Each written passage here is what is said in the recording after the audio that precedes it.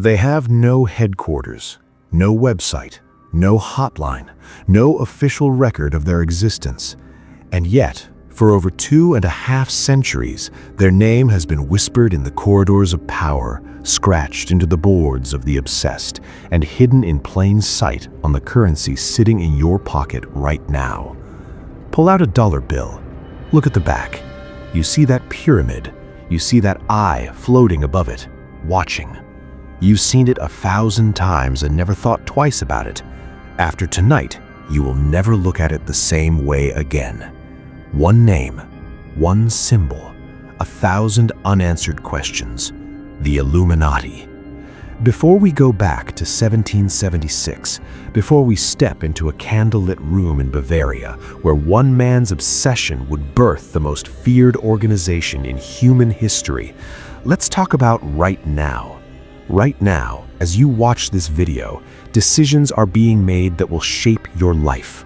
Interest rates, wars, elections, media narratives. Who decides these things? Governments? Central banks?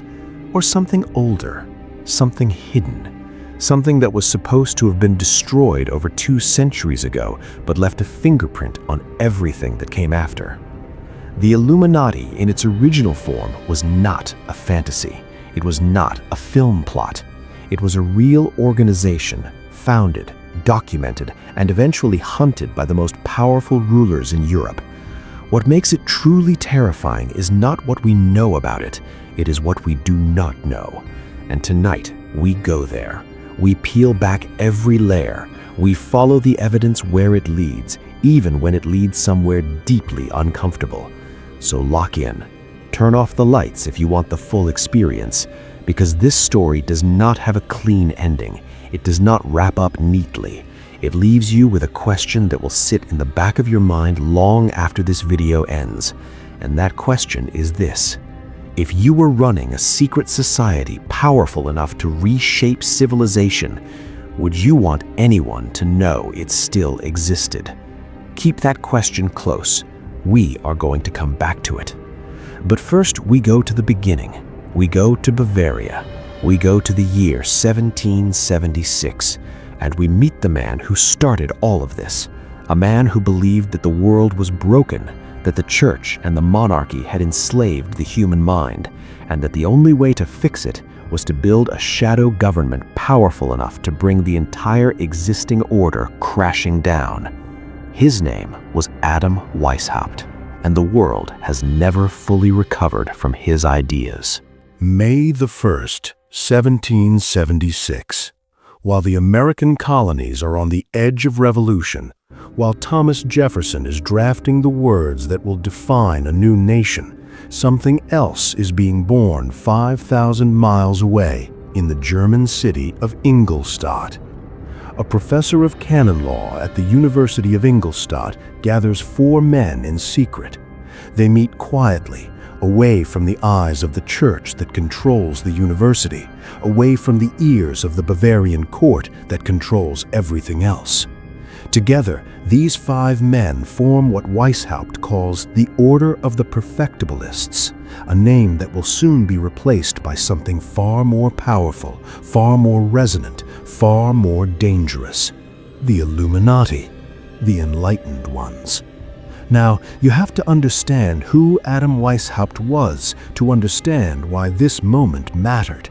He was not a madman. He was not a villain twirling a cape in a dark room. He was a brilliant, deeply frustrated intellectual who had grown up inside Catholic institutions and come to despise what he saw as their stranglehold on human thought.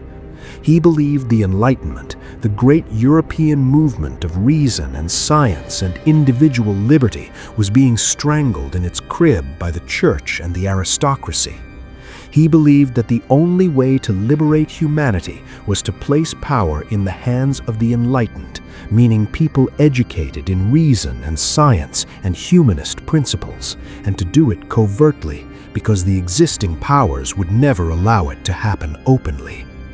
His model was simple and terrifyingly effective: cells. Each member knew only the members of their own small group. Nobody knew the full structure. Nobody could betray what they did not know. And every member operated under a code name. Weishaupt called himself Spartacus, the name of the slave who led a rebellion against the Roman Empire. That choice was not accidental. Nothing Weishaupt did was ever accidental. In the early years, the order was small, cautious. Weishaupt spent years refining the structure, developing the rituals, writing the degree system that would move members deeper into the ideology the higher they rose. And then, in 1782, he made the decision that would change everything. He infiltrated the Freemasons. This was not a partnership. This was not a friendly merger. This was a deliberate, calculated takeover. Weishaupt's agents entered Masonic lodges across Europe. They identified the most influential members. They recruited them slowly, carefully, feeding them Illuminati philosophy disguised as higher Masonic wisdom. By the mid-1780s, the Illuminati had woven itself so deeply into Freemasonry that in many lodges it was impossible to tell where one organization ended and the other began. And the membership numbers exploded. Dukes, barons, judges, diplomats. The writer Johann Wolfgang von Goethe, one of the greatest literary minds who ever lived, is believed by many historians to have been a member. Ferdinand of Brunswick, Baron Adolf von Knigge, the organization's most gifted recruiter, who transformed the Illuminati from a Bavarian curiosity into a European force. At its peak, estimates place the membership somewhere between 2,000 and 3,000 individuals. 2,000 to 3,000 of the most powerful and influential men on the continent, all operating in secret, all loyal to a vision of a new world order built on reason rather than religion, on merit rather than birthright. But power, when it grows too quickly, attracts attention. And by 1784, the Bavarian government had noticed something. Its agents had been watching the lodges. Informants had been placed. And what they were hearing was alarming enough that Karl Theodor, the Duke of Bavaria, decided he had heard enough. In June of 1784, he issued an edict banning all secret societies operating within his territory. The Illuminati did not immediately collapse. They adapted. They went quieter. They tightened their cells, but the pressure kept coming. In 1785 came the blow that would officially end the organization. A courier riding between two Illuminati members was struck by lightning and killed.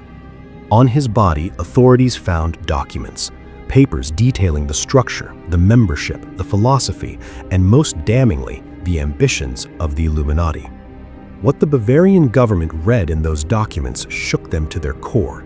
Plans to abolish all organized religion, not reform it, abolish it entirely. Plans to eliminate the concept of private property. Plans to dismantle the system of nation-states and replace it with a single world-governing body controlled by the Illuminati itself. These were not the musings of a fringe radical. These were operational documents, structured plans, and they bore the fingerprints of some of the most powerful men in Europe. The government moved swiftly. Raids were conducted on the homes of known members. More documents were seized. The full picture, or at least the picture the Bavarian government chose to make public, was released in a series of official pamphlets called the Original Writings of the Order and Sect of the Illuminati. These documents were distributed across Europe as a warning. And they worked, at least on the surface. Members scattered, some recanted, some fled the country. Weishaupt himself was stripped of his professorship and banished from Bavaria. He eventually settled in Gotha under the protection of a sympathetic duke, where he would spend the rest of his life writing, defending his ideas, insisting that the order had only ever sought the liberation of mankind. He died in 1830. And officially, with the crackdown of 1785 and the scattering of its members, the Illuminati was dead. Officially. That word is doing a lot of work in this story. Because here is what official history tends to leave out. Secret societies do not announce their survival. The entire point of going underground is that nobody knows you went underground. The Bavarian government could confirm that the public organization had been dismantled. It could not confirm, and never did confirm, that the network of relationships, the ideology, the structure, the ambition had simply ceased to exist. Those 2,000 members did not vanish. They went somewhere. They talked to someone. They carried those ideas with them into their lives, their institutions, their families. And 12 years later, something happened in France that made a lot of people start asking very uncomfortable questions.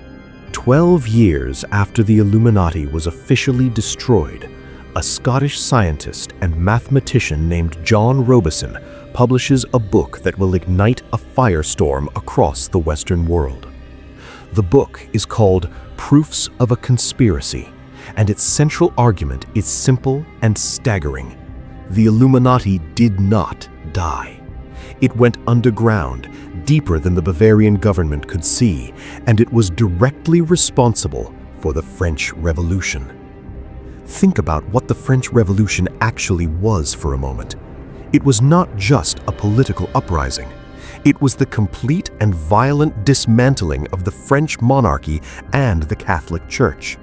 The aristocracy was stripped of power, the church was seized, its property nationalized, its priests forced to swear loyalty to the state or face imprisonment. Thousands of people were executed during the Reign of Terror, including the King and Queen of France, in a systematic campaign to erase the old order entirely. Now, look back at those seized Illuminati documents. Plans to abolish organized religion, plans to dismantle the aristocracy, plans to eliminate the existing power structure and replace it with something new. Robison was not alone in making this connection. In 1798, a French Jesuit priest named Abbé Augustin Bérulle published a 4-volume work called Memoirs Illustrating the History of Jacobinism. The Jacobins were the radical faction that controlled the Reign of Terror. Bérulle's claim was explicit. The Jacobins were a front. The French Revolution was engineered, and the engineers were the Illuminati, operating through the Masonic lodges they had infiltrated over the previous decade. Were Robison and Bérulle right? Historians debate this fiercely. There is no smoking gun document that reads, "The Illuminati planned the French Revolution," but there is a network of connections that is difficult to explain away.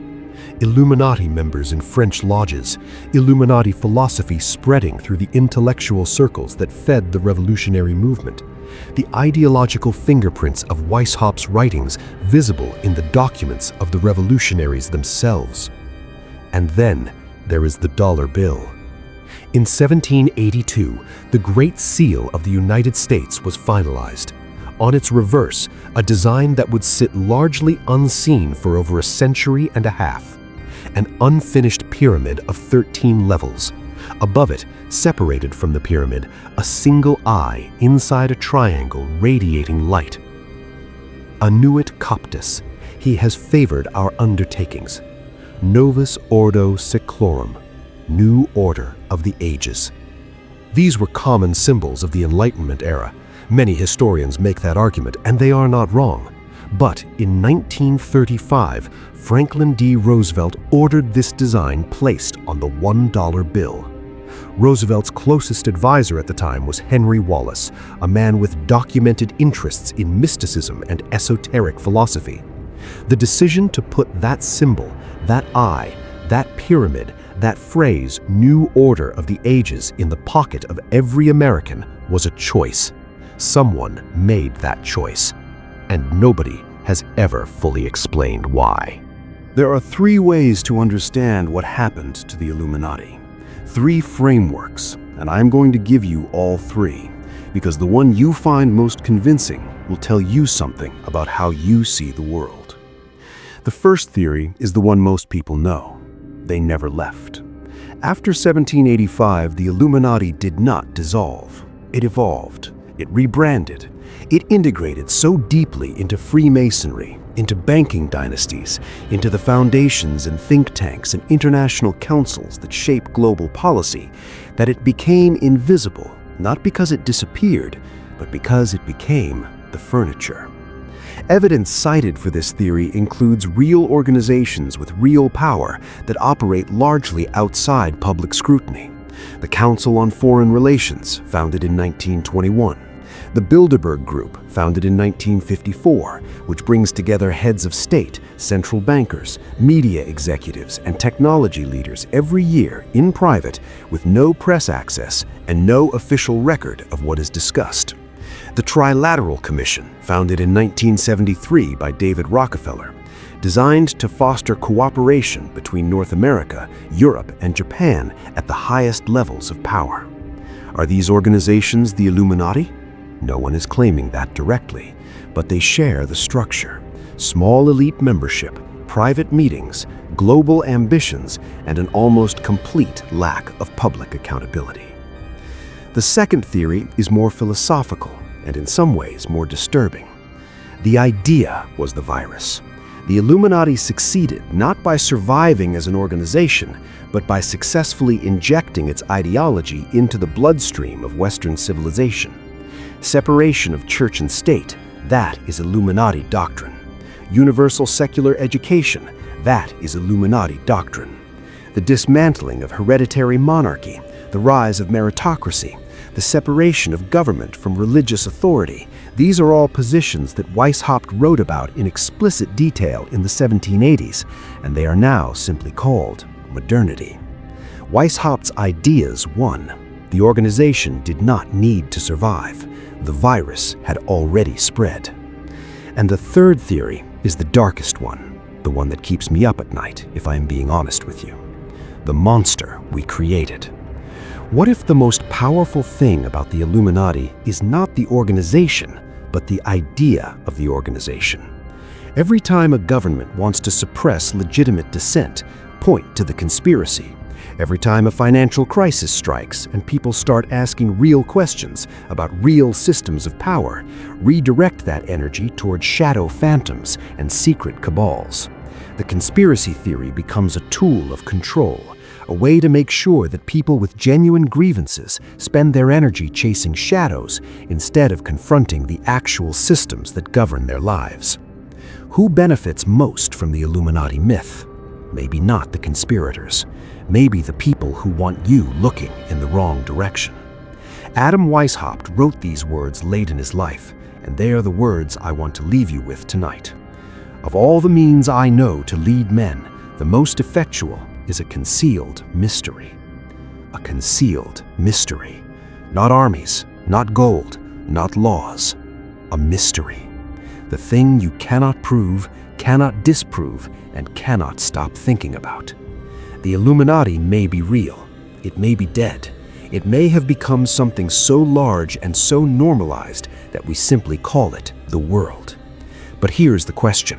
If you were running a secret society powerful enough to reshape civilization, would you want anyone to know it still existed?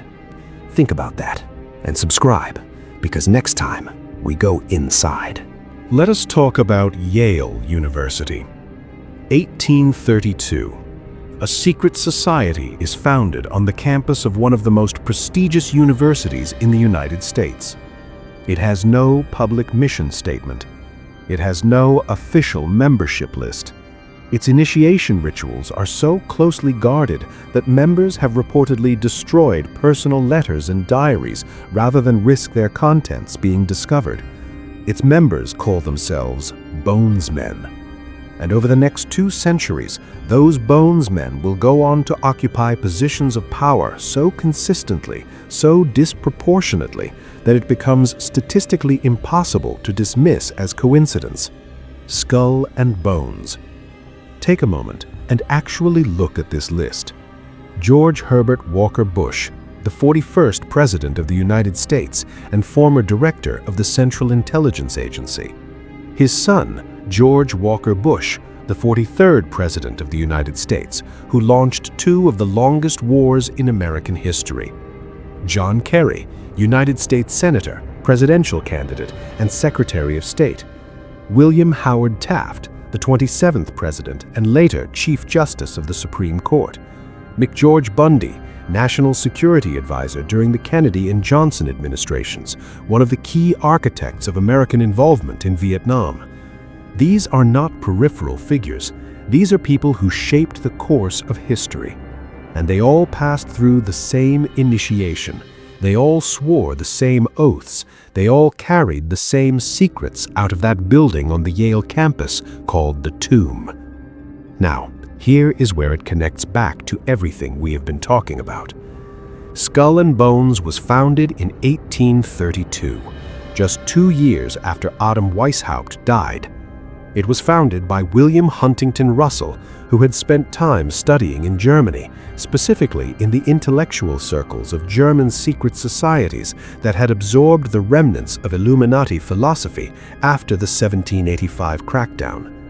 The organizational structure of Skull and Bones, the cell-based secrecy, the degree system, the use of aliases, the deliberate cultivation of members in positions of political, financial, and media power maps almost perfectly onto the operational model that Weishaupt designed in the 1770s. Is Skull and Bones the Illuminati? Nobody is making that claim directly, but the lineage of ideas, the structure, the ambition, the secrecy, all of it traces back to the same root. And Skull and Bones is only the most famous example. There are others: the Order of the Quest, the Jason Society, the Round Table groups founded by Cecil Rhodes in the late 1800s with the explicit goal of extending Anglo-American influence over the entire world, groups that evolved directly into the Council on Foreign Relations and the Royal Institute of International Affairs. Everywhere you look in the architecture of modern global power, you find the same fingerprints: small elite groups, private meetings, long-term strategic thinking that operates across generations, not election cycles. A shared belief that the world should be governed by the enlightened few rather than the chaotic many. Weishaupt called it the Illuminati. The names have changed, the structure has not. And if you think that is disturbing, wait until you hear what these groups have actually admitted to believing. Carol Quigley, a professor at Georgetown University and mentor to Bill Clinton, wrote a book in 1966 called Tragedy and Hope. In it, he described a network of international financiers who had been working since the late 19th century to create a world system of financial control in private hands, able to dominate the political system of each country and the economy of the world as a whole. He was not writing as a critic. He was writing as someone who knew these people, someone who had been given access to their records, and his conclusion was that this network existed, that it had enormous power, and that its goal was the creation of a new world order that would make nation-states increasingly irrelevant. Tragedy and Hope was published by a major academic press. It is not a conspiracy theory pamphlet. It is a 900-page work of serious scholarship by a man with impeccable academic credentials, and almost nobody has read it. Ask yourself, why? Every secret society has 3 layers. The outer layer is what they show the public: charitable work, networking, brotherhood. The middle layer is what initiates discover as they rise through the degrees, the philosophy, the worldview, the real purpose. And the inner layer is what only the highest members know. This structure is not speculation, it is documented. Weishaupt wrote about it explicitly. He described giving lower-ranking members a sanitized version of the order's goals while reserving the true ambitions for those who had proven their loyalty and their ability to keep secrets. The outer layer of the modern inheritors of this tradition is always respectable. The Bilderberg Group says it is just an informal forum for discussion. The Council on Foreign Relations says it is just a think tank. Skull and Bones says it is just a college fraternity. But the rituals tell a different story. Former Skull and Bones members who have broken their oaths have described initiation ceremonies that take place in a windowless building called the Tomb, involving coffins, mock death and resurrection rituals, the recitation of oaths while holding a human skull, and the surrendering of all personal secrets to the group as a form of permanent mutual leverage. This is not a fraternity hazing prank. This is a structured ritual designed to do two things. First, to create an unbreakable psychological bond between members through shared transgression. Second, to ensure that no member can ever betray the group without destroying themselves in the process, because everyone holds everyone else's secrets. Weishaupt used the same mechanism. His initiation rituals required members to submit detailed written confessions about their personal lives, their finances, their relationships, their private beliefs. These confessions were held by the order. They were leverage. They were insurance. The symbol systems work the same way. The eye above the pyramid does not simply mean we are watching. In esoteric tradition, the eye represents divine illumination, the capacity to see what ordinary people cannot see. The pyramid represents a hierarchy of knowledge, with the enlightened at the top and the uninitiated masses at the base, providing the foundation while remaining unaware of what is being built above them. Novus Ordo Secularum, New Order of the Ages. Not New World Order, though that phrase would come later and attach itself to this symbol like a shadow. New Order of the Ages, a civilizational reset, a world rebuilt on different foundations. That is not a random phrase, that is a mission statement, and it is on your money. It has been on your money since 1935. Every transaction you make, every dollar that passes through your hands carries that symbol and that phrase. You have been handling their calling card your entire life without knowing what you are holding. The Owl of Minerva appears in Illuminati symbolism going back to Weishaupt himself. Minerva was the Roman goddess of wisdom. The owl sees in darkness. It hunts in silence. It is aware of everything around it while remaining unseen. That symbol appears in places you would not expect. There is a small owl hidden in the engraving on the $1 bill, visible only under magnification, perched in the upper right corner of the large numeral 1. Look it up. You will not be able to stop seeing it once you do. Every year in the forests of Northern California, in a private encampment called Bohemian Grove, some of the most powerful men in the world gather for 2 weeks. Former presidents, sitting government officials, CEOs of the world's largest corporations, intelligence directors. They gather in the redwood forest and they perform a ritual. It is called the cremation of care. A 40-foot stone owl presides over the ceremony. An effigy is burned. The official explanation is that it is a theatrical tradition, a way of symbolically leaving behind the cares and responsibilities of public life for the duration of the retreat. But the symbolism is not subtle. A giant owl, a burning sacrifice, the most powerful men in the world performing a ritual together in secret. Whatever you choose to believe about what it means, the fact of it is not in dispute. Richard Nixon, who attended Bohemian Grove many times, was recorded on his own White House tapes describing it as the most faggy goddamn thing you could ever imagine. He still went back every year. Because whatever happened there, whatever was said, whatever was decided in those 2 weeks in the Redwood Forest, it was worth being there for. Here is what we know for certain. In 1776, a real organization called the Illuminati was founded in Bavaria by a man named Adam Weishaupt, with the explicit goal of dismantling the existing world order and replacing it with a system governed by the enlightened few. That organization grew to include thousands of Europe's most powerful men before being officially destroyed by the Bavarian government in 1785.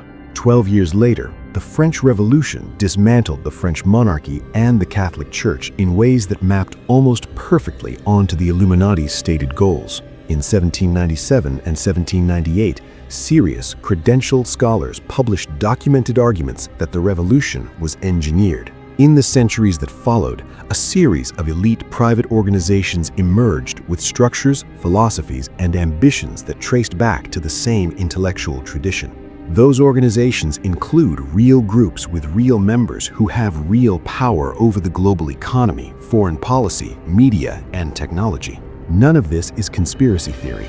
All of it is documented.